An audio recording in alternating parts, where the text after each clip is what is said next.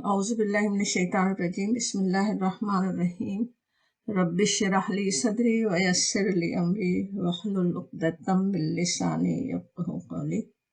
سورہ قصص میں موسیٰ علیہ السلام کا واقعہ ہم پڑھ رہے تھے۔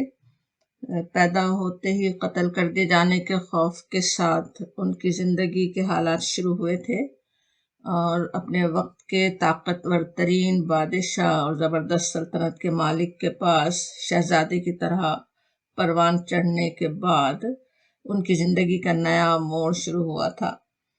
آیت 28 جہاں ہم نے پچھلے دفعہ بات ختم کی تھی، اس میں ان کے اور ان کے سسر کے درمیان نکاح کی بات چیت پر بات ختم ہوئی تھی۔ وہ بھی قرآن کی بہت منفرد آیت ہے جس میں کسی نکاح کی بات چیت کا ذکر آتا ہے، یعنی معاشرے میں جن باتوں کو معیوب سمجھا جاتا ہے، بالکل ٹیبو بنے ہوئے ہوں، انہیں توڑا گیا۔ سسر کے لیے کام کرنے کا وعدہ، باپ کا خود اپنی بیٹی کو نکاح کے لیے پیش کرنا، گھر داماد بن کر رہنا، ضرورت اور وقت کے ساتھ یہ سب کرنے میں کچھ عیب نہیں ہے۔ اصل چیز تو باہمی اعتماد اور ایک دوسرے کی خیر خواہی چاہنے کی ہے، جس سے رشتے مضبوط ہوتے ہیں۔ قرآن میں ویسے تو معاشرے کی معروف چیزوں کی اپنی اہمیت ہے، لیکن وہ چیزیں جن سے شریعت ہمیں نہیں روکتی انہیں بیڑیاں نہیں بننا چاہیے کہ خواہ کچھ ہو جائے یا دوسرے نقصان ہو، لیکن ہمیں ضرور اپنے کلچر پر چلنا ہے، وہ بھی نہیں ہو۔ کلچر بری چیز نہیں ہے، معروف جس کو کہا جاتا قرآن میں وہ کلچر ہی ہوتا ہے کہ جو چیز چل رہی ہے، جو نارم ہے، جو اکثریت معاشرے کی صحیح سمجھتی ہے، وہ چیزیں صحیح بھی ہو سکتی ہیں، لیکن ظاہر ہے شریعت پہ اس کو جانچنا ہوگا، شریعت کے لحاظ سے وہ صحیح ہے یا نہیں۔ قرآن میں تو موسیٰ علیہ السلام اور ان کے سسر کی بات چیت ہی کا ذکر ہے، آگے کی تفصیلات خود ہی انڈرسٹوڈ ہے، ہم سمجھ سکتے ہیں موسیٰ علیہ السلام نے اس گھرانے کے معاملات کو کس خیر خوبی سے نبھایا ہوگا۔ علماء کرام کا یہ بھی خیال ہے کہ ہر نبی کو بکریاں چرانے کے تجربے سے گزارا گیا، اور پھر اس پر بہت سے خیالات کا اظہار بھی کیا گیا کہ اس کے ذریعے انبیاء کی کیا تربیت کی گئی۔ انبیاء کرام علیہ السلام جنہیں اللہ کے بندوں کے لیے راعی بنایا جانا تھا، ہر طرح کے لوگوں کو ساتھ لے کر چلنا، انہیں ان خطرات سے بچانا جس سے وہ بے خوف ہیں، ان کی حفاظت کرنا، اپنا سارا وقت اپنی امت کے لیے لگا دینا، جس طرح چرواہے اپنے ریوڑ کی دیکھ بھال کے لیے کرتے ہیں، تو وغیرہ وغیرہ۔ تو یہ یہاں حضرت موسیٰ علیہ السلام کے لیے تو ہم سمجھتے ہی آ رہے ہیں کہ کس طرح اللہ تعالیٰ کی خاص نگرانی میں ان کی تربیت اور نگہداشت ہو رہی ہے۔ آگے کہا جا رہا ہے، دیکھیے آیت 29، بسم اللہ الرحمن الرحیم، فلما، پس جب، قضا، پوری کر دی، موسیٰ الاجل، موسیٰ نے مدت، اجل کوئی مدت، طے کی ہوئی مدت، وقت، وسارا، اور چلا، السیر سے لفظ ہے جو سین یہ رے سے، سیر اردو میں بھی جیسے چلنا ہوتا ہے، زمین میں چلنا، ہم ایک خاص معنوں میں استعمال کرتے لیکن عربی میں چلنے کے لیے لفظ ہے سیر۔ سارا اس کا پاسٹ ٹینس، وسارا اور چلا، بِأَہْلِهِ اپنے گھر والوں کے ساتھ، ہی جو کا اشارہ موسیٰ علیہ السلام کی طرف کہ وہ اپنے گھر والوں کے ساتھ وہ چلے۔ آنسا، محسوس کی، دیکھی، من جانب توری، طور کی جانب، طور پہاڑ کی جانب انہوں نے دیکھا، نارا، آگ، قالا کہا، لِأَهْلِهِ اپنے گھر والوں کو، لِأَهْلِهِمْ کُثُوا اپنے گھر والوں سے وہ کہتے ہیں ٹھہرو، مکث میم کاف سے، پیچھے صورت میں بھی لفظ ہم پڑھ چکے ہیں کہ ٹھہرو، کسی چیز کے انتظار میں ٹھہرنا، وہ اپنے گھر والوں سے کہتے ہیں تم یہاں ٹھہرو، انی بے شک مجھے، ضرور میں نے، آنستو دیکھی ہے، نارن آگ، لعلی شاید میں، لعل اور ای میں شاید میں، آتی کم، آتی لاؤں، کم تمہارے پاس، جمع کے سارے میں بات ہو رہی ہے، آتی کم منہا اس سے، بخبرن کوئی خبر، او جذوۃ من النار، جذوہ انگارہ، آگ کا انگارہ، جذبہ ویسے کہتے ہیں جلتا ہوا کوئلہ، جو جلنے اور شعلہ ختم ہونے کے بعد جو ایندھن باقی رہ جائے، جیسے اوپر سے وہ تھوڑی راکھ آ جاتی نا، ایسے ہی جلتے ہوئے کوئلے سے آگ جلانے کا کام لیا جاتا، تو وہ ہے جذبہ۔ تو اس سے جذوۃم من الناری، وہاں آگ نظر آ رہی ہے، اس آگ سے میں کوئی ایک انگارہ لے آتا ہوں. وہ کہتے ہیں لعلکم، لعل تاکہ، یا تم، کم وہی جمع کے صیغے میں اپنے اہل سے مخاطب ہے. تستلون تم تاپ سکو. تستلون کا لفظ سواد لام یہ روٹ ورڈ سے ہے. سلین نارا ہوتا ہے آگ میں جلانا، السلیو آگ جلانا، اور تستلون یہاں پہ تاپنے کے لیے آ رہا ہے کہ تم اس آگ سے اپنے آپ کو تاپ سکو، اس سے سیک سکو اپنے آپ کو. اب یہاں پہ اس آیت پہ غور کریں تو کیا کچھ سمجھ میں آ رہا ہے. ایک تو یہ کہا جا رہا ہے کہ پہلی بات یہ بتائی گئی کہ موسیٰ علیہ السلام نے مدت پوری کر دی. فلما قضا موسیٰ الاجل. اب یہ کون سی مدت ہے؟ پچھلی آیت میں جو ان کے سسر نے پیشکش رکھی تھی کہ انتا جرنی، یہ کہ میرے لیے ملازمت کرو، تو ملازمت کرو حججن، ثمانیہ حججن 8 سال، اور اگر 10 سال پورے کر دو تو یہ تمہاری مرضی ہے. قرآن سے یہ نہیں پتہ چلتا کہ انہوں نے کتنے سال مدین میں گزارے. یاد ہوگا موسیٰ علیہ السلام نے جو جواب دیا تھا کہ مجھ پہ زبردستی نہیں ہو، میں چاہے 8 سال پورے کروں یا 10 سال. قرآن سے نہیں پتہ چلتا، لیکن صحیح بخاری میں روایت ہے، حضرت عبداللہ بن عباس رضی اللہ عنہ سے پوچھا گیا کہ موسیٰ علیہ السلام نے کون سی مدت پوری کی، یعنی 8 اور 10 سال کے درمیان. تو انہوں نے جواب دیا موسیٰ علیہ السلام نے لمبی اور بہتر مدت پوری کی. بے شک اللہ کے رسول ہمیشہ اپنے قول پر قائم رہتے ہیں. اس حدیث میں تو عبداللہ بن عباس کا قول آ رہا ہے، لیکن حضرت ابن عباس کی ایک اور روایت ہے کہ یہ بات خود نبی صلی اللہ علیہ وسلم سے مروی ہے کہ حضور صلی اللہ علیہ وسلم نے فرمایا کہ موسیٰ علیہ السلام نے دونوں مدتوں میں سے وہ مدت پوری کی جو زیادہ کامل اور ان کے سسر کے لیے زیادہ خوشگوار تھی، یعنی 10 سال. اور پھر یہ کہ مصر کے قانون میں ویسے یہ بھی بات سنی جاتی کہ 10 سال کے بعد مجرم پکڑے نہیں جاتے تھے. واللہ اعلم. یہ سمجھ میں آتا ہے کہ وہ 10 سال کے بعد وہاں سے نکلے. 10 سال انہوں نے وہ کام کیا جو ان کے سسر ان سے چاہتے تھے. مدین میں انہوں نے وقت گزارا، وہاں ان کی تربیت خاص ہو رہی تھی اللہ تعالیٰ کی طرف سے. بکریوں کو چرا رہے ہیں اور کیا کچھ اس کے ذریعے سے وہ سیکھ رہے ہیں. اور پھر وسارا بأہلہ، وہ اپنے گھر والوں کو لے کر چلے. اب کہاں چلے؟ آگے جس طرح طور کی جانب آگ دیکھے جانے کا ذکر ہے، اس سے واضح ہوتا ہے کہ وہ مصر کے ارادے سے نکلے. ظاہر قتل کا واقعہ پرانا ہو چکا، وہ خاموشی کے ساتھ اپنے اہل خاندان سے جا کر ملنا یا دوبارہ انہی کے درمیان رہنا چاہتے ہیں. پچھلی کتابوں سے یہ بھی پتہ چلتا کہ وہ فرعون جس نے ان کی پرورش کی تھی مر چکا تھا، اور اب دوسرا فرعون اس کا بیٹا حکومت کر رہا تھا. تاریخ سے بھی کسی نے ثابت کیا کہ یہ دوسرا فرعون تھا، اگرچہ مفسرین میں اختلاف ہے کہ دونوں ایک ہی فرعون تھے جس کے گھر پلے اور جہاں نبی بن کر حضرت موسیٰ گئے، یا دونوں الگ تھے. اور پھر کہا جاتا آنسا من جانب الطور نارا. سورہ طٰہٰ اور سورہ نمل میں بھی آتا ہے انی آنست نارا، میں نے آگ دیکھی، میں نے محسوس کیا کہ وہ آگ ہے. ان الفاظ سے ایسے محسوس ہوتا آگ گویا سب کو نظر نہیں آ رہی تھی. کہتے نا میں نے دیکھا، حالانکہ اہل بھی ساتھ ہیں. یہ نہیں کہتے کہ وہ دیکھو وہ آگ نظر آ رہی ہے میں وہاں جاتا ہوں. واحد کے صیغے میں ہر جگہ آتا ہے کہ میں نے دیکھا. اور آنسا کا لفظ بھی اس طرح ہے جیسے میں نے محسوس کیا، دیکھنے کی بات نہیں ہو رہی ہے. اور وہ کہتے ہیں کہ شاید میں وہاں سے کوئی خبر لے آؤں یا اس سے کوئی انگارہ ہی اٹھا لاؤں جس سے تم تاپ سکو. اب اس سے کیا کچھ پتہ چلتا ہے کہ وہ اندھیری رات ہے. اندھیری رات میں ایک تو آگ نظر آئے گی، اور پھر وہ آگ لینے کی بات کر رہے ہیں تو سرد رات بھی ہے، سردی ہے، اور وہ طور کی وادی کے قریب سے گزر رہے ہیں.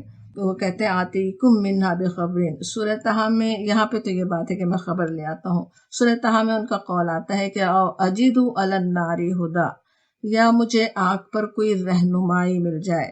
موسیٰ علیہ السلام یہ بھی سمجھ میں آتا ہے کہ کچھ راستے کا انہیں کنفیوژن ہو رہا ہے یا بھٹک چکے ہیں، اور اس کی وجہ سے وہ چاہتے ہیں کہ وہاں کچھ جیسے آگ ہے تو مطلب یہ کہ لوگ ہیں، وہاں جا کر کچھ ہدایت مل جائے، کچھ پتہ چل جائے، کہ خبر مل جائے کہ ہم کہاں ہیں اور کدھر جانا چاہیے. تو وہ یہ بات کر رہے ہیں.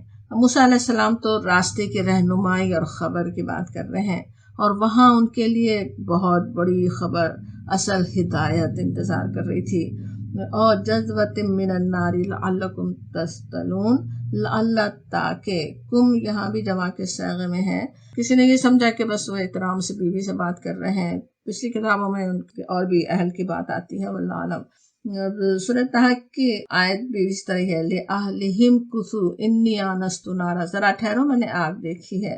اور وہاں وہ کہتے ہیں لَعَلِّي آتِيكُم مِّنْهَا بِقَبَسٍ، بقبس، قبس کیا تھا؟ اس میں سے تھوڑا سا حصہ، کہ شاید کہ میں تمہارے لیے ایک آدھ انگارہ لے آؤں۔ مدین کے کنویں یا چشمے پر ایک بڑے مجمع کے درمیان اجنبی لڑکیوں کی مدد کے لیے جتنے مستعد تھے موسیٰ علیہ السلام، اب صحرا کی تنہائی میں اپنی بیوی کے ساتھ 10 سال گزارنے کے بعد بھی اس کا اسی طرح خیال کرنے والے ہیں۔ تم یہاں ٹھہرو، میں تمہارے لیے تاپنے کے لیے آگ لے کر آتا ہوں۔ کردار نظر آتا ہے نا کہ کس طرح کے وہاں دوسرے کی مدد کی خود کرنے کے لیے آگے بڑھنے والے ہیں، ہر جگہ ان کی یہ بات نظر آتی ہے۔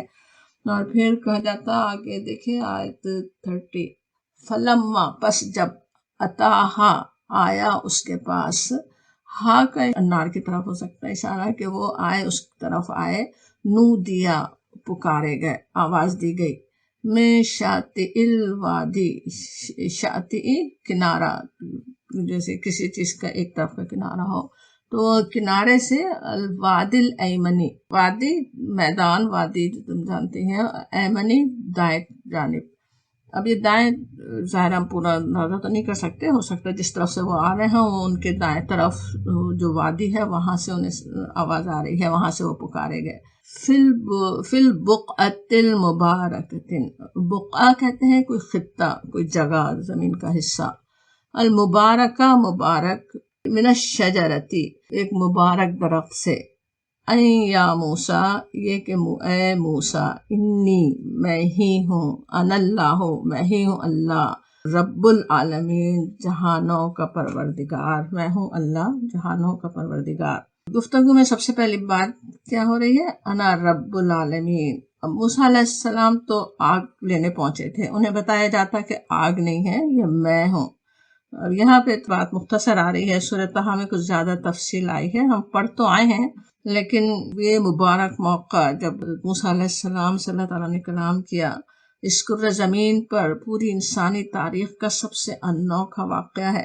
کائنات، یہ یونیورس جس کی وسعتوں کو آج کا انسان بھی سائنس کے علم پر اس قدر تکبر کرنے اور ساری کوششوں کے باوجود پا بھی نہیں سکتا، اس کی وسعت ہے کتنی، اندازہ تک بھی نہیں کر سکتا آج کا انسان بھی۔ اور اس کائنات کے رب، اس کے مالک و آقا رب العالمین نے ایک ذرے جتنی حیثیت رکھنے والے انسان کو اس سے براہ راست کلام کرنے کا شرف بخشا۔ ہمیں پتہ ہے نبی صلی اللہ علیہ وسلم کو بھی یہ شرف بخشا گیا، آسمانوں پہ بخشا گیا، زمین پر ہونے والا ایک ہی واقعہ ہے۔ اللہ تعالیٰ اپنے فضل و کرم سے ہمیں بھی ان لوگوں میں شامل فرمائے جنہیں آخرت میں اللہ تعالیٰ اپنے کلام کا شرف بخشنے والا ہے۔ سورہ طہ میں کہا گیا کہ جب موسیٰ علیہ السلام وہاں پہنچے جہاں انہیں آگ دکھائی دی تھی، نو دیا، وہ پکارے گئے، یا موسیٰ۔ تصور کیجئے اس وقت کا، اندھیرے صحرا میں اچانک ایسی وادی میں پہنچتے ہیں جو بقعہ نور بنی ہوئی ہے۔ وہ تو کوئی چھوٹی سی آگ، کوئی قافلہ کا ذہن میں تصور کر کے آ رہے ہوں گے، وہاں کوئی فرد نظر نہیں آ رہا ہے، لیکن وہ وادی بقعہ نور بنی ہوئی ہے اور درخت سے ان کا نام پکارا جا رہا ہے۔ اور کون ہے پکارنے والا؟ انی انا ربک، میں ہی ہوں تیرا رب، فخلع نعلیک، جوتیاں اتار دے۔ اللہ تعالیٰ سے ہم کلام ہونے کے لیے احترام کے ساتھ حاضری کا ادب سکھایا گیا۔ جوتیاں اتارنے کی بات بس کس لیے ہے؟ کہ احترام کا اظہار کرنے کے لیے۔ مسجد میں بھی جوتے اصل اسی لیے اتارے جاتے ہیں، ورنہ جوتے پہن کر تو نماز ہو سکتی ہے اگر جوتے پاک صاف ہوں، لیکن مسجد کا احترام بھی ایک بڑی چیز ہے۔ تو وہی وہاں پہ موسیٰ علیہ السلام کو سکھایا گیا کہ فخلع نعلیک، اپنی جوتیاں اتار دے۔ اور یہ احترام کیوں ضروری ہے؟ انک بالوادی المقدس طویٰ، یہ وادی مقدس ہے، طویٰ ہے۔ اور وادی مقدس کیوں تھی اس وقت؟ کیونکہ اس وادی میں اللہ تعالیٰ نے حضرت موسیٰ کو اپنے کلام سے نوازا۔ اور پھر کہا جاتا، یہ سب سورۃ طہ کی آیات ہم یاد کر رہے ہیں، وَأَنَا اخْتَرْتُكَ فَاسْتَمِعْ لِمَا يُوحَىٰ، اور میں نے تجھ کو چن لیا ہے، سن جو کچھ وحی کیا جاتا ہے، سننے کی بات ہے، وحی کو سننا ہوتا ہے اور فَاسْتَمِعْ جب کہا جاتا پورے اہتمام سے سننا، اچھی طرح سننا۔ اِنَّنِي أَنَا اللَّهُ لَا إِلَٰهَ إِلَّا أَنَا، اللہ تعالیٰ کا یہ خطاب بھی کتنا یونیک ہے نا. ہم لا الہ الا اللہ پڑھتے ہیں جگہ انا کے ساتھ ہو، میں ہوں اللہ، میرے سوا نہیں کوئی معبود.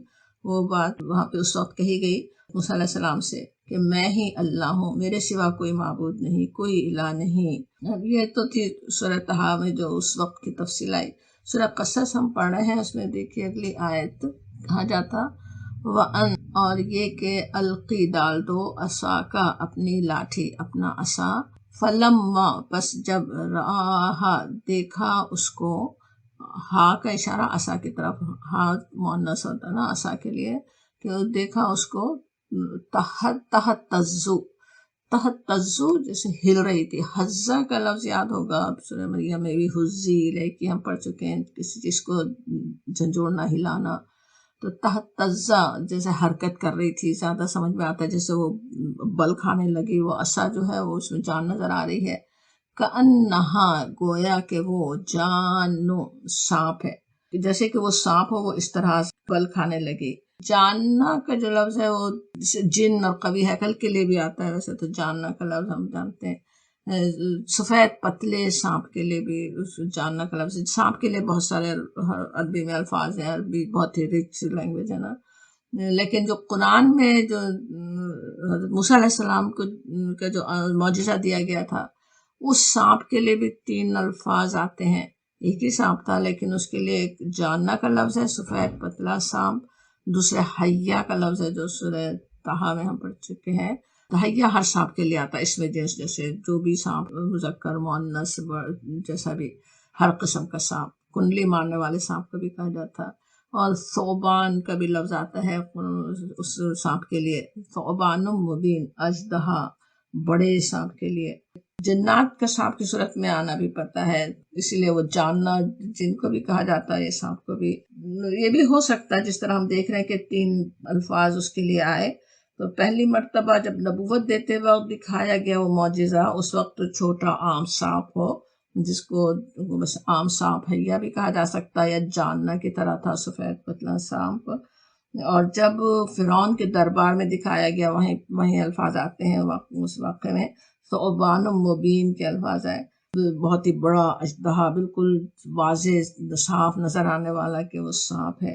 اس کے لیے بھی کہا جاتا وَلَّا مُدْبِرًا، اور وہ کے پلٹے، پیٹ پھیر لی انہوں نے. آیت کے شروع میں حکم ہوتا ہے وَأَلْقِ عَصَاكَ، وہ عصا ڈال دو، اور جیسے ہی دیکھیں بالکل اسی طرح سورۃ طٰہٰ میں بھی، پھینک دو اسے. پھینکتے ہی وہ دوڑنے لگا، وہ فوراً ہی ڈرتے ہیں. اب یہاں تو آتا ہے کہ وَلَّا مُدْبِرًا وَلَمْ يُعَقِّبْ، پیٹ پھیری اور انہوں نے، وَلَّا پھر جانا، مدبرہ دبر پیٹ کو کہتے ہیں نا، تو انہوں نے پیٹ پھیر لی. ولم، اور نہیں یعقب، پیچھے مڑ کے نہیں دیکھا انہوں نے، اس کو نہیں دیکھا انہوں نے پیچھے مڑ کر، نہیں پیچھے پلٹے.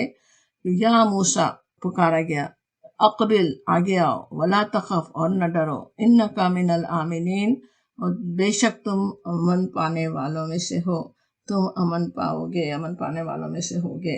اب یہ جو ذکر آ رہا ہے اس بات کا بتانے کے لیے کہ نبوت اور معجزے کس طرح عطا ہوتے ہیں.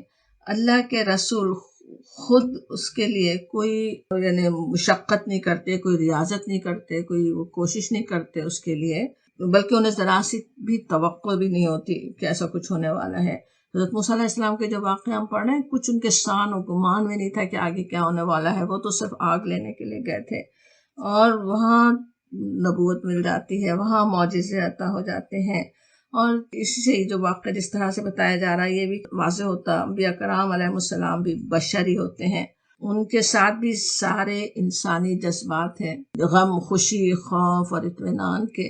ان جذبات کو وہ کنٹرول رکھتے ہیں، اور یہ کہ اپنے رب کی اطاعت پر ہر حال میں بہترین طریقے سے قائم رہ کر دنیا کو دکھا دیتے ہیں کہ ان جذبات کے ساتھ ہی کیسے اللہ کی اطاعت ہوتی ہے. غم ہو، ایسا نہیں ہوتا کہ مایوسی ہو جائے، خوشی ہو تو اللہ کو بھول جائے، خوف ہے تو اللہ کی نافرمانی کرنے پہ اتر آئے، اطمینان ہے تو بالکل اللہ کی یاد سے غافل ہو جائے، ایسا نہیں ہوتا. وہ سارے جذبات ہیں، وہ سب محسوس ہوتے ہیں انبیاء کرام کو بھی، لیکن وہ ان کو کنٹرول میں رکھتے ہیں. ہمارے لیے نمونہ وہ اس طرح ہی بنتے ہیں، اپنے رب کی اطاعت پر ہر حال میں بہترین طریقے سے قائم رہتے ہیں. نبوت کے ابتدائی تجربے ان کے لیے بھی حیران کن انوکھے ہوتے ہیں۔ نبوت جیسی ذمہ داری کو اٹھانے کے لیے وہ بھی خوف، پریشانیوں اور صدموں سے گزرتے ہیں۔ اب یہاں موسیٰ علیہ السلام کا سانپ دیکھ کر بھاگنا دیکھیے، اور نبی صلی اللہ علیہ وسلم کا پہلی وحی کے بعد خوف زدہ ہو کر گھر پہنچنا اور حضرت خدیجہ سے گفتگو دیکھیے۔ نبوت کے ابتدائی دنوں ہی میں حضرت جبرائیل علیہ السلام کو اپنی اصلی شکل میں پورے آسمان پر چھایا ہوا دیکھ کر خوف زدہ ہونا، نبی صلی اللہ علیہ وسلم کا گھر جا کر چادر اوڑھ کر لیٹنا، ان سب میں کتنی مماثلت ہے۔ اسی طرح ہی نبی صلی اللہ علیہ وسلم پہ بھی وہی کیفیتیں طاری ہوئی۔ اور اب یہاں آتا ہے کہ جب موسیٰ علیہ السلام اس طرح دوڑے، انہیں پکارا گیا، یا موسیٰ دوبارہ نام لے کر پکارا جانا، یا موسیٰ کہنے کسی کو نام لے کر جب ہم پکارتے ہیں تو کیسے ہوتا ہے؟ جیسے قریبی تعلق کا اظہار ہوتا ہے نا، کیسی اللہ تعالیٰ کی طرف سے مہربانی اور تعلق کا اظہار ہو رہا ہے، جس کو سورہ مریم میں کہا گیا قربناہ نجیہ، راز کی گفتگو سے ہم نے اسے تقرب عطا کیا۔ حضرت موسیٰ علیہ السلام کو تقرب اللہ تعالیٰ نے عطا کیا۔ اور پھر کہا جاتا اقبل ولا تخف، آگے آؤ اور نہ ڈرو۔ نہیں ڈرو کہنے سے پہلے ہی ایکشن لینے کے لیے کہا جاتا۔ سورۃ طہ میں بھی بالکل اسی طرح تھا، خذھا، پکڑ لو پہلے تھا، پھر تھا ولا تخف اور نہ ڈرو، اور پھر اطمینان دلایا گیا تھا کہ سنعیدھا سیرتھا الاولیٰ، ہم اسے پھر ویسا ہی کر دیں گے جیسی وہ تھی۔ یہاں بھی پھر اطمینان دلایا گیا، انک من الآمنین، تم تو بالکل محفوظ ہو، امن پانے والوں میں سے ہی ہو۔ یہاں بھی ہم دیکھتے ہیں کہ موسیٰ علیہ السلام کو صرف معجزہ ہی نہیں دیا جا رہا، بلکہ آگے جو ان کے سپرد مشن کیا جانا ہے اس کے لیے انہیں تیار کیا جا رہا ہے۔ موسیٰ علیہ السلام کو آگے جا کر فرعون جیسے متکبر اور اس کے سرداروں جیسے بنی اسرائیل کے دشمنوں اور موسیٰ علیہ السلام کی جان کے در پہ لوگوں کے سامنے اللہ کا پیغام پہنچانا تھا۔ سانپ کا سامنا کرنے سے بھی زیادہ خوفناک کام ہو سکتا تھا، جادوگروں کے اتنے سارے اژدہوں کا بھی مقابلہ کرنا تھا۔ یہاں بھی موسیٰ علیہ السلام سے کہا جاتا ہے اس لیے اقبل، آگے آؤ، خطرے کا سامنا کرو، فیس کرو، مشکل حالات سے ڈیل کرو، اور یہ کہ اللہ کی حفاظت پر بھروسہ رکھو۔ اللہ تعالیٰ تمہیں امن میں رکھنے والا ہے، آپ حفاظت کرنے والا ہے۔ عصا سے سانپ بننے کا بڑا معجزہ عطا ہو گیا، اسے فرعون کے سامنے پیش کرنے کی تربیت حاصل ہو گئی۔ اب دوسرا معجزہ عطا کیا جاتا ہے، آگے دیکھیں آیت 32، اسلک ڈالو، سلاکہ کسی چیز سے گزارنا، داخل کرنا، صیغہ امر حکم دیا جا رہا ہے کہ ڈالو، یدکا، اپنا ہاتھ، تیرا ہاتھ، فی جیبکا، تیری جیب میں، تیرے گریبان میں۔ جیب کا لفظ سامنے کا گلے کے سامنے کا جو حصہ ہوتا ہے، گریبان جس کو ہم کہتے ہیں، گریبان میں ڈالو، تخرجو، نکل آئے گا، بیضاء، سفید، من غیر سوء، بغیر عیب کے، بغیر خرابی کے، ودمم، اور سکیڑ لے، الیکا، اپنی طرف، جناحکا، من الرہبی، جناحکا، اپنا بازو، من الرہبی، خوف سے، فذانکا، پس یہ دو، ذانکا اشارے کر لیے اور دو کی جمع میں، برہانانی، برہانان بھی برہان کا تثنیہ، دو کی جمع، یہ دو دلیلیں ہیں، من ربکا، تیرے رب کی طرف سے، الی فرعون، فرعون کی طرف، وملئہ، اور اس کے درباریوں کے لیے، انہم، بے شک وہ، کانو، ہیں، قومن فاسقین، وہ ہے نافرمان قوم، وہ نافرمانی کرنے والے ہیں۔ اب یہاں پہ آ رہا ہے کہ سب سے پہلا حکم اسلکا، سلک، داخل کرو، اور یہ کہ یدکا فی جیبکا، ہاتھ اپنے گریبان میں ڈالو، اور وہ نکلے گا بغیر کسی مرض کے، سفید، غیر سوئن کی وضاحت ہوتی ہے یہاں بھی، سورۃ طہ میں بھی، تو وہ بتانے کے لیے کہ وہ ایسا نہیں ہے کہ جیسے کوئی مریض کا ہاتھ ہوتا ہے، کوئی برس کا مرض ہو جائے تو ہوتا ہے، وہ اس طرح کا نہیں ہے، بلکہ وہ بغیر کسی خرابی، کوئی عیب کے بغیر وہ سفید نکلے گا۔ برس کے بیمار کی طرح سفید نہیں تھا، لیکن روشن جیسے سفید ہو۔ سورہ بقرہ میں روزے کے احکامات جہاں ہیں، وہاں فجر کی سفیدی کے لیے بھی خیط الابیض کے الفاظ آئے ہیں۔ موسیٰ علیہ السلام نے بھی جب یہ معجزہ فرعون کے دربار میں پیش کیا، اس کے لیے آتا ہے بیضاء للناظرین، سب دیکھنے والوں کے لیے وہ سفید روشن تھا۔ اب اس کی اصل کیفیت تو اللہ تعالیٰ ہی بہتر جانتا ہے کہ وہ کس طرح ہاتھ سفید ہو جاتا تھا۔ معجزہ ظاہر ہے ایسا ہی ہو سکتا ہے جسے دیکھ کر لوگ مرعوب ہوں، تو اس سے زیادہ یہ سمجھ میں آتا سفید روشن ہو جس سے آنکھیں دیکھ کر ہی اس کو سمجھ جائیں کوئی بہت ہی انوکھی اور چیز ہے۔ اور پھر کہا گیا وَضْمُمْ إِلَيْكَ جَنَاحِكَ مِنَ الرَّهْبِ۔ وَضْمُمْ دمہ ہوتا ملا لینا کسی چیز کو، ضمیمہ اردو میں کہتے ہیں جیسے ایک مضمون میں کچھ اور شامل کیا جاتا، تو مضمون ہی کا حصہ ہے جو الگ سے اس میں شامل کیا گیا۔ اور وَضْمُمْ بھی صیغہ امر کہ کر لو تم، اس کا ترجمہ کہ سکیڑ لو کیا گیا، کہیں ملا دو کیا گیا۔ الیکا تیری طرف، اپنی طرف ملا لو۔ اور یہ کہ جناح کا تیرا بازو، من الرہب خوف کے ڈر سے۔ رہبہ ایسے ڈر کو کہتے ہیں جس میں احتیاط اور اضطراب ہو، روب اور ہیبت کا مفہوم بھی ہوتا ہے۔ راہب کون ہوتا ہے؟ جو دنیا سے احتیاط کرنے لگتا ہے۔ اب کس سے جوڑ دے ہاتھ کدھر سکیڑیں، اس کو مختلف طرح سے مفسرین نے سمجھا۔ ایک تو یہ کہ جو پیچھے ہاتھ گریبان میں ڈالنے کی بات تھی نا کہ اپنے گریبان میں ہاتھ ڈال لو، اسی کا طریقہ بتایا جا رہا ہے، اسی کی تفصیل ہے یہ۔ جس طرح کوئی شخص ڈر کے وقت اپنے بازو لپیٹ لیتا ہے، اس طرح سے کرو، یہ ایک تو مطلب لیا گیا۔ اور اسی معنی کا زیادہ امکان بھی ہے کیونکہ اس کے فوراً بعد ہی آ رہا ہے فَذَانِكَ بُرْهَانَانِ مِن رَبِّكَ، یہ ہیں دو برہان، دو نشانیاں تیرے رب کی طرف سے۔ سورۃ طٰہٰ سے بھی یہی سمجھ میں آتا ہے، وہاں تھا کہ وَضْمُمْ يَدَكَ إِلَىٰ جَنَاحِكَ تَخْرُجُ بَيْضَاءَ مِنْ غَيْرِ سُوءٍ آیَةً أُخْرىٰ، اور ذرا اپنا ہاتھ بغل میں دبا، چمکتا ہوا نکلے گا بغیر کسی تکلیف کے، یہ دوسری نشانی ہے۔ ایک اور مطلب لیا گیا، اس جملے کا مطلب سمجھ رہے ہیں جو آ رہا ہے نا، وَضْمُمْ إِلَيْكَ جَنَاحَكَ مِنَ الرَّهْبِ۔ دوسرا مطلب اس کا جو زیادہ مشہور بھی ہے وہ یہ کہ جب تجھے خوف محسوس ہو اب اس سے اپنا ہاتھ ملا لے، گویا خوف کا مقابلہ کرنے کا عمل سکھایا گیا۔ اب وہ عمل بھی کس طرح، وہ بھی مختلف سمجھا گیا، اسی طرح جیسے کسی ہاتھ باندھ لینا یا پھر اپنے پہلو سے قریب ہاتھ کو کر لینا اور ہاتھ اپنے آپ سے ملانے کی بات ہے۔ ایک خوفناک مشن پر بھیجا جا رہا تھا موسیٰ علیہ السلام کو، اور انہیں اپنے خوف کا مقابلہ کرنے کا گویا طریقہ بتایا جا رہا ہے، اپنے آپ ہی، جیسے کسی اور کو اندازہ بھی نہ ہو کہ انہیں اندر سے خوف ہو رہا ہے، وہ اپنے آپ اپنے ہاتھ کو اپنے جسم سے قریب کر لیں، جسم سے لگا لیں یا ہاتھ باندھ لیں، اور وہ خوف کی کیفیت اس سے کم ہو جائے گی، انہیں بتایا گیا۔ ایک معنی یہ بھی کسی نے لیے کہ ہاتھ روشن ہو گیا اور اب اس کو واپس صحیح حالت میں لینے کا طریقہ بتایا گیا۔ اب یہ اللہ تعالیٰ جانتا ہے کہ تینوں معنی مراد بھی ہو سکتے ہیں یا کوئی ایک۔ بہرحال کہا جا رہا ہے فَذَانِكَ، اشارے کا صیغہ برہانانی، کہ دو دلیلیں، دو معجزے، یہ دو روشن نشانیاں ہیں تیرے رب کی طرف سے۔ برہان کے معنی ویسے تو دلیل ہوتے ہیں، معجزے بھی کیا ہوتے ہیں، ان نبوت پہ دلیل ہوتے ہیں کہ وہ اللہ کے رسول ہی ہیں، اس کی وہ نشانی بن جاتے ہیں معجزے کے، ثابت کرتے ہیں کہ ہاں یہ اللہ کے رسول ہیں، تو انہیں برہان کہا جاتا ہے، جس سے صاف صاف چیز نظر آ جائے، سامنے آ جائے، پتہ چل جائے۔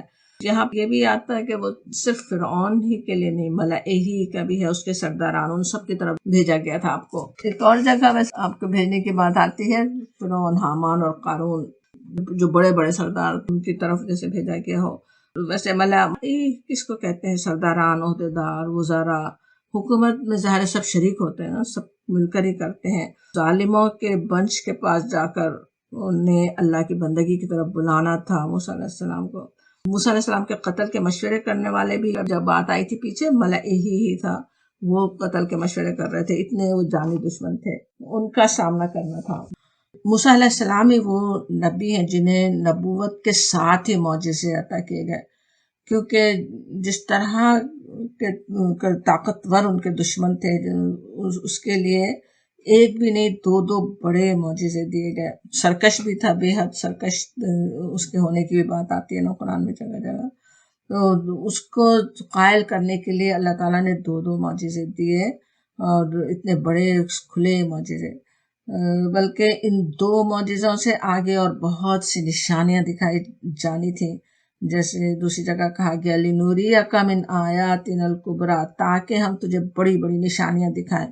یہ تمہیں دو معجزے دیے جا رہے ہیں تاکہ ہم تمہیں اس سے بڑی بڑی نشانیاں دکھائیں۔ اب یہاں ان کو قومن فاسقین کہا جا رہا ہے، فاسق قوم تھی، نافرمان قوم تھی۔ سورہ طہ میں کہا گیا اذهب الى فرعون انه طغى، فرعون کے پاس جا، وہ سرکش ہو گیا ہے۔ سورہ نازعات میں بھی وہی الفاظ ہیں اس کے لیے، طغى کے، سرکش کے۔ لیکن ایسا نہیں ہوتا کہ وہ جو اتنا سرکش ہو گیا تھا اس کو بس پکڑ لیا جائے، اس کو بس خاتمہ کر دیا جائے۔ اللہ تعالیٰ کے لیے کچھ مشکل نہیں ہے، جو اتنا نافرمان ہے، پتہ ہے ایسا فاسق ہے، اسے اللہ تعالیٰ خود ہی پکڑ سکتا تھا۔ غرق کرنے والا بعد میں بھی اللہ تعالیٰ ہی تھا، پہلے بھی اس کا خاتمہ ہو سکتا تھا۔ لیکن اللہ تعالیٰ کی کیسی بے پناہ رحمت سمجھ میں آتی ہے، اتنے سرکش بندوں پہ بھی اللہ کی اتنی رحمت ہوتی ہے، ان تک ہدایت پہنچانے کا، انہیں سرکشی سے روکنے کا بہترین انتظام کیا جاتا۔ اتنی کھلی کھلی نشانیاں انہیں دکھائی جاتی، ایک نبی نے، ایک رسول نے، دو بھیجے گئے، حضرت موسیٰ اور ہارون علیہ السلام کو بھیجا بھی گیا، اور ان کو ہدایت ہوتی نرمی سے بات کرنے کی، اچھی طرح اس طرح بات کریں کہ دل اس کا قائل ہو جائے، ایسی جا کے پیغام اس کے منہ پر ڈال دینے کی بات نہیں تھی، پوری اچھی طرح سے کوشش کرنے کی بات تھی کہ وہ سرکشی چھوڑ دے، وہ جھک جائے۔ تو اس طرح سے ہدایت کا کیسا اللہ تعالیٰ کی طرف سے بہترین انتظام تھا، موقع پر موقع دیے جاتے۔ کتنی تو تنبیہات آئیں، ہم جانتے ہیں، جو کچھ سورہ اعراف میں تفصیل پڑھ بھی آئے ہیں، کیا کچھ ہوا، طوفان اور سرسریاں اور خون کا وہ پورے ملک میں ہونا، اور صاف انہیں نظر آ رہا تھا، خود آ کے حضرت موسیٰ علیہ السلام سے کہتے تھے، دعا کرنے کے لیے وعدہ کرتے تھے کہ اچھا ہم پھر بھیج دیں گے بنی اسرائیل کو تمہارے ساتھ، اور اس کے بعد پھر پلٹ جاتے۔ تو اللہ تعالیٰ کی طرف سے تو پورے موقع دیے گئے، پوری طرح ہدایت پہنچانے کا انتظام ہوا۔ انبیاء کرام جن سے ان کو جھٹلانے والے کیسی دشمنی کرتے ہیں، انہیں اپنے لیے نحوست اور مصیبت قرار دیتے ہیں، نعوذ باللہ، وہ اصل میں تو ان کے لیے رحمت بن کر آتے ہیں، کتنی بڑی رحمت بن کر۔ اہل مکہ کے لیے اسی طرح نبی صلی اللہ علیہ وسلم کتنی بڑی رحمت تھے اس وقت کے لیے، بلکہ آپ صلی اللہ علیہ وسلم تو رحمت للعالمین بنا کر بھیجے گئے۔ اور آج بھی جو لوگ نعوذ باللہ نبی صلی اللہ علیہ وسلم کے خلاف نفرتیں پھیلا رہے ہوں، مذاق اڑا رہے ہوں، نبی صلی اللہ علیہ وسلم کے پیغام میں انہی کے لیے کتنی بڑی رحمت ہے۔ ذرا سا آنکھ کھول کر دیکھیں، ذرا سا جاننے کی کوشش کریں، انہیں پتہ چلے کہ ان کے لیے ہی رحمت بنا کر آپ صلی اللہ علیہ وسلم بھیجے گئے تھے۔ لیکن یہ بھی بات ہمارے بھی سوچنے کی ہے کہ دنیا کو یہ حقیقت بتانا کہ نبی صلی اللہ علیہ وسلم رحمت للعالمین ہے، تمہارے لیے رحمت ہے، آج تمہارے لیے بھی آپ کے پیغام میں رحمت ہے، وہ ہے کس کا کام؟ امت مسلمہ جن کا یہ کام ہے، وہ اپنے ہی مسائل سے دوچار ہے، اس فرض سے غافل ہے۔ اب یہاں پہ معجزے دے دیے گئے موسیٰ علیہ السلام کو، موسیٰ علیہ السلام کے کندھوں پر ذمہ داری تو آ گئی، اس کو انجام دینے میں جو سب سے بڑی مشکل ہے وہ اپنے رب کے سامنے بیان کرتے ہیں۔ دیکھیے آیت نمبر 33، قالا کہا، موسیٰ علیہ السلام فرماتے ہیں، ربی اے میرے رب، انی بے شک میں نے قتل کیا، منہم ان میں سے، نفسن ایک شخص کو، فاخافو پس میں ڈرتا ہوں، ان یقتلونی کہ وہ مجھے قتل کر دیں گے، میں یہ ڈرتا ہوں کہ وہ مجھے قتل کر دیں گے۔ اس مشکل کو بیان کرنے سے موسیٰ علیہ السلام کا مقصد یہ نہیں ہے کہ ذمہ داری اٹھانے سے انکار کر دیں، پچھلی کتابوں میں یہ بات آتی ہے، لیکن قرآن موسیٰ علیہ السلام کا کردار بالکل اس کے برعکس پیش کرتا ہے۔ اس قدر اچانک، بالکل غیر متوقع طور پہ دیے جانے والے کام کے بارے میں وہ فوراً سوچنا، پلان بنانا شروع کر دیتے ہیں کہ وہ کام کیسے ہوگا۔ کمیونیکیشن کی پاور، ٹیم ورک کی ضرورت، بغیر دنیاوی ڈگریاں لیے ہوئے وہ جانتے ہیں۔ سورہ طہ میں ان کی مشہور دعا رب اشرح لی صدری جو آتی ہے، وہاں انہوں نے اپنے رب سے وہ کچھ مانگ لیا جس کی انہیں اس کام میں ضرورت تھی۔ یہاں بھی اپنے خوف کا اظہار کرنے کے بعد جو حل ان کے ذہن میں ہے وہ پیش کرتے ہیں، جو بڑی مشکل ہے، جو دل میں ڈر ہے، وہ تو صاف صاف اپنے رب کو بتا دیا کہ میں اس سے ڈرتا ہوں، لیکن پھر آگے کیا کہتے ہیں، وَأَخِي اور میرا بھائی، ہارون ہوا افصح وہ ہے فصیح، منی مجھ سے، لسانن زبان میں، فَأَرْسِلْهُ پس بھیج اس کو، معیّا میرے ساتھ، ردءً مددگار، یصدقنی میری تصدیق کرے، انی بے شک میں، اخاف ڈرتا ہوں، ان یکذبون کہ وہ مجھے جھٹلا دیں گے. اپنے سارے خوف کا اظہار اللہ کے سامنے کر دیا. ایک خوف یہ ہے کہ وہ قتل کر دیں گے، دوسرا خوف یہ کہ وہ تو بس جھٹلا دیں گے. وہ اظہار کرتے ہیں، کہتے یہ ہے کہ جو میرا بھائی ہے ہارون وہ ہے مجھ سے زیادہ فصیح. فصاح، الفصاح ہوتا ہر قسم کی آمیزش سے پاک ہونا. فصاح اللبن کہے تو جھاگ اتار کر جیسے دودھ کو صاف کرنا. اور یہاں افصاح آ رہا، آج اب شروع میں آئے تو وہ زیادہ فصیح، تو وہ زیادہ جیسے بہترین گفتگو کرنے والے ہیں. فصیح گفتگو اردو میں بھی ہم جانتے ہیں جس میں ایسا نہیں ہو کہ گفتگو میں دوسری باتیں شامل ہو گئی ہوں، بات سمجھ میں نہیں آ رہی ہو، بلکہ صاف صاف بات، جو مدعا جو کہنا چاہ رہا ہے انسان وہ بالکل صاف طریقے سے بیان کرنے کی جس میں صلاحیت ہوتی ہے، وہ ہے فصیح انسان. تو وہ ہے مجھ سے فصیح. ہارون علیہ السلام کا، اب موسیٰ علیہ السلام کو تجربہ ہوگا ان کو سننے کا، انہیں پتا ہوگا ان کی گفتگو کیسی فصیح ہے. ان کا یہ خیال ہے کہ وہ ہارون علیہ السلام ساتھ ہوں گے تو اپنے اندر جو وہ کمزوری پا رہے ہیں اس سے ازالہ ہو جائے گا کہ ہارون علیہ السلام ساتھ ہوں. یہاں وہ اپنی لکنت کا اظہار نہیں کر رہے بلکہ ان کے بس زیادہ فصیح ہونے کی بات ہے. سورہ شعراء میں ویسے آتا ہے کہ وَيَضِيقُ صَدْرِي، میرا سینہ گھٹتا ہے، وَلَا يَنطَلِقُ لِسَانِي، اور میری زبان نہیں چلتی. تو وہ زبان نہیں چلنا وہ بھی اس طرح کا اندیشہ ہے جیسے ہم میں سے ہر ایک کو پہلی دفعہ جا کر کسی مجمع کے سامنے بات کرنا ہو تو کیسے سینے میں گھٹن ہو رہی ہوگی، بات کرنا مشکل ہوگا. تو اسی طرح کی بات ہے یہ بھی. اصل میں جو سوچیں جیسے جس نے آج تک کبھی تقریر ہی نہیں کی ہو اسے کہا جائے کہ پارلیمنٹ کے سامنے جا کر تمہیں تقریر کرنا ہے تو بالکل وہی کیفیت ہوگی نا کہ وَلَا يَنطَلِقُ لِسَانِي، وہ بھی کہے کہ میری زبان نہیں چلتی، میرا وَيَضِيقُ صَدْرِي، میرا سینہ گھٹ رہا ہے. اور اس مشکل کے لیے پھر ان کے پاس حل بھی ہے. اور یہ بات ہم سے پیچھے سمجھ تو چکے ہیں کہ لکنت کی جو بات بہت مشہور ہے، سارے مفسرین اس کو نہیں مانتے، نہ اس واقعے کو اتنا صحیح سمجھتے ہیں. اور یہ بھی مفسرین کا کہنا ہے کہ انبیاء کرام اکثر ایسا نہیں ہوا کہ ایسی کمزوریوں کے ساتھ مبعوث ہوئے ہوں. سب میں بہترین شخصیت ہوتے ہیں، دنیاوی لحاظ سے بھی لوگ ان کی بہت عزت کرتے ہیں، ان کا ہر لحاظ سے وہ کامل انسان ہوتے ہیں. تو زیادہ بہتر انہی مفسرین کی بات لگتی ہے. تو اب یہاں کہہ رہے ہیں کہ مجھے ہارون کو بھی کام میں شریک کر دیا جائے. کہتے ہیں فَأَرْسِلْهُ مَعِيَّ، میرے ساتھ بھیج دیں. انہیں ہی رسول بنا دے کے بات نہیں ہو رہی ہے جیسے کہ پچھلی کتابوں میں آتی ہے، بلکہ میرے ساتھ رسول بنانے کی بات ہے. اور کس لیے کہ ردّن یصدقونی، مددگار کے طور پر، تاکہ وہ میری تائید کریں، وہ میرا ساتھ دیں. یصدقونی کہیں تو تصدیق کرنا. اتنے سارے لوگ انکار کر رہے ہوں تو اس میں ایک مضبوط آواز بھی ساتھ ہو کہ تصدیق کرنے والی ہو تو کیسے بات پہنچانا آسان ہو سکتا ہے.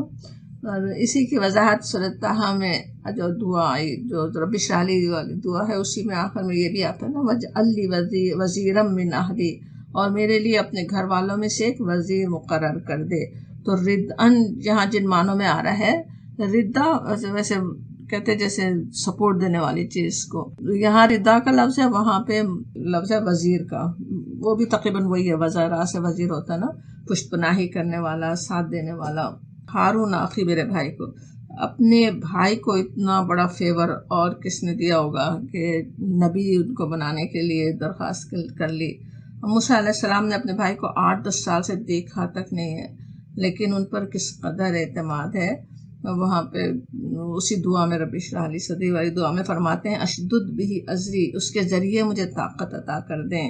واشرکہ فی امری، ان کو میرے کام میں شریک کر دیں. اور بھی بڑی خوبصورت آیات ہیں اس میں کہ کئی نسبحک کثیرا، تاکہ ہم خوب تیری پاکی بیان کریں، ونذکرک کثیرا، اور خوب تیرا چرچا کریں. یعنی کس لیے بنے میرے مددگار ہارون؟ تاکہ ہم دونوں مل کر آپ کی پاکی بیان کرنے والے ہوں، چرچا کرنے والے ہوں، اس کی تصویر لوگوں کے سامنے آپ کی پاکی بیان کرنے والے ہوں. سورہ مریم میں ہارون علیہ السلام کے رسول بنائے جانے کو اللہ تعالیٰ نے اپنا خاص احسان فرمایا کہ جیسے اتنا خاص احسان کیا گیا، بلکہ سورہ طٰہٰ میں بھی اسی طرح وَلَقَدْ مَنَنَّا، اور بے شک ہم نے اس سے پہلے بھی تجھ پہ احسان کیا تھا، مرۃً اخریٰ، ایک اور دفعہ بھی، جب بچا لیا تھا قتل سے بچپن میں، وہ یاد دلایا گیا تھا. اور یہ جیسے دوسرا بڑا احسان اللہ تعالیٰ نے فرمایا کہ ساتھ ہارون علیہ السلام کو بھی نبی بنا دیا. اور بھی پھر موسیٰ علیہ السلام کو اطمینان دلایا جاتا. 35 دیکھیں قالا کہا سنشدو ہم مضبوط کر دیں گے عدودکا تیرا بازو بی کا تیرے بھائی کے ساتھ ونجعل لکما اور ہم بنا دیں گے تم دونوں کے لیے سلطانن غلبہ فلا پس نہیں یصلون الیکما وہ نہیں پہنچ سکیں گے تم دونوں تک بھی آیاتنا ہماری نشانیوں کے سبب سے انتما تم دونوں ومن اتبعکما اور من جو تبعکما کما دو تسنیہ ہے نا، دو کی جمع. اب ہارون اور موسیٰ علیہ السلام سے خطاب ہو رہا کہ تم دونوں کی جو پیروی کریں ان تک وہ نہیں پہنچ سکیں گے. الغالبون غالب رہیں گے، یعنی تمہیں جیسا غالب رہو گے اس کا اطمینان دلایا جا رہا ہے. اب سنشدو شدہ ہوتا ہے طاقت ہونا، ہم مضبوط کر دیں گے، ہم مضبوط کر دیں گے. اللہ تعالیٰ وعدہ فرما رہا ہے موسیٰ علیہ السلام سے کہ ہم مضبوط کر دیں گے. عدودکا، عدود ہوتا بازو، مونڈے سے کوہنی تک کا حصہ. طاقت کا اظہار وہیں سے انسان کرتا ہے نا، اپنا بازو دکھا کر اپنے مسل دکھا رہے ہوں. اردو محاوروں میں بھی اسی طرح کہا جاتا، زور بازو کہتے ہیں، کچھ کے پاس طاقت ہے تو اس کے زور بازو ایسا ہے. بازو کا زور جیسے زور، طاقت. ہمیشہ ساتھ دینے والے شخص کو کیا کہا جاتا؟ دست راست، اپنا دایاں ہاتھ کہا جاتا.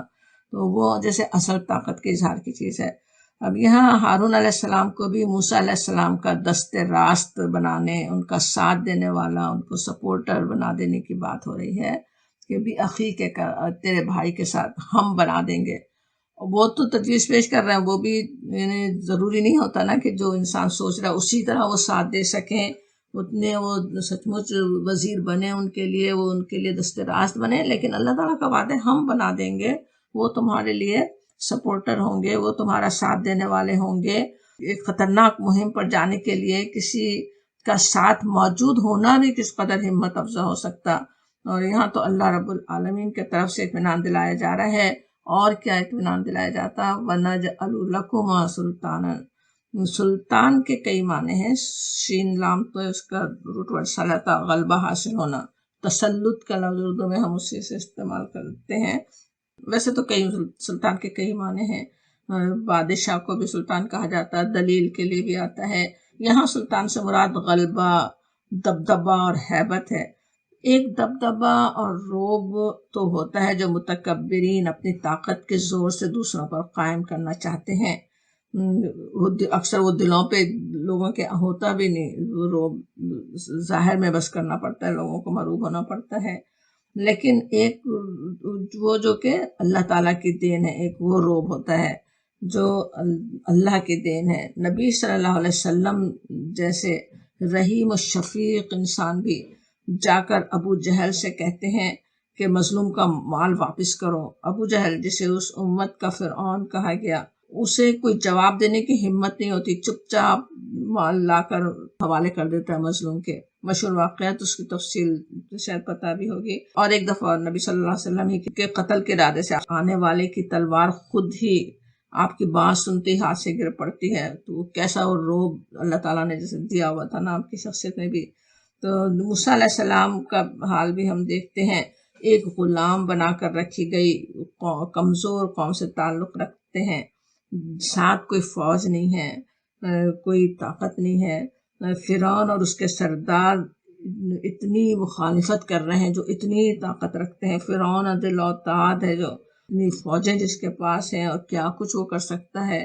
لیکن ان پر ہاتھ اٹھانے کی کتنے سالوں تک اسے ہمت نہیں ہوتی. وہی بات یہاں پہ کہی جا رہی ہے. اللہ تعالیٰ نے وعدہ فرما دیا تھا فلا یصلون الیکما، وہ تم دونوں تک نہیں پہنچ سکیں گے. بھی آیاتنا، یعنی وہ تمہارا کچھ بگاڑ نہیں سکیں گے. بھی آیاتنا، ہماری نشانیوں کے ساتھ. بھی آیاتنا کا جو لفظ ہے وہ اس کا تعلق پچھلے بات سے بھی ہو سکتا اور اگلی بات سے بھی. پیچھے کے الفاظ کیا ہیں کہ وہ فلا یصلون الیکما، کہ وہ نہیں پہنچیں گے تم تک، یا یہ کہ ہم تمہیں سلطان عطا کر دیں گے. وہ سب کیا ہے؟ ہمارے آیات کے ساتھ، ہماری نشانیوں کی وجہ سے وہ تم پہ ہاتھ نہیں اٹھا سکیں گے.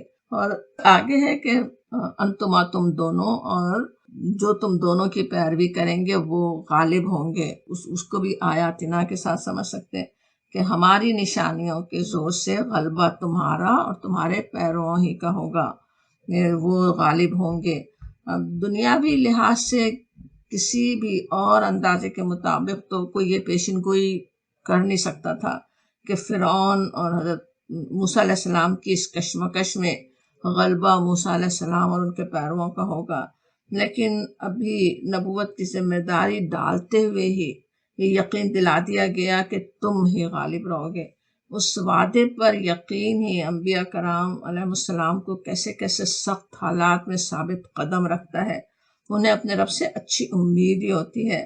نبی صلی اللہ علیہ وسلم مکے میں شدید مخالفت کے دوران بھی جب آپ صلی اللہ علیہ وسلم کے ایک صحابی حالات سے پریشان ہوتے ہیں، آپ سے آ کر شکایت کرتے ہیں، آپ صلی اللہ علیہ وسلم فرماتے ہیں کہ ایک وقت آنے والا ہے جب ایک تنہا عورت صنعاء سے حضر موت تک سفر کرے گی، اور کسی حدیث میں زیورات سے لدے ہونے کی بات بھی آتی ہے، اور اسے جنگلی جانوروں کے سوا کسی کا ڈر نہیں ہوگا۔ یعنی اس پورے خطے میں اسلام کا پرامن نظام قائم ہو جانے کی پوری امید تھی نبی صلی اللہ علیہ وسلم کو اس مکے کے ان شدید حالات کے دوران بھی۔ تو وہ کس لیے تھی؟ اللہ تعالیٰ کے وعدے ہوتے ہیں نا انبیاء کے ساتھ، جیسے یہاں موسیٰ علیہ السلام سے وعدے ہو رہے ہیں کہ تم ہی غالب رہو گے، ہماری نشانیوں کے ساتھ تم ہی غالب ہونے والے ہو، وہ تم پر ہاتھ نہیں اٹھا سکیں گے۔ وہ صاف صاف اسی وقت بتا دیا گیا۔ ٹائم تقریباً ختم ہی ہو رہا ہے، تو ہم انشاءاللہ یہیں پہ اپنی بات ختم کرتے ہیں۔ وآخر دعوانا الحمد للہ رب العالمین۔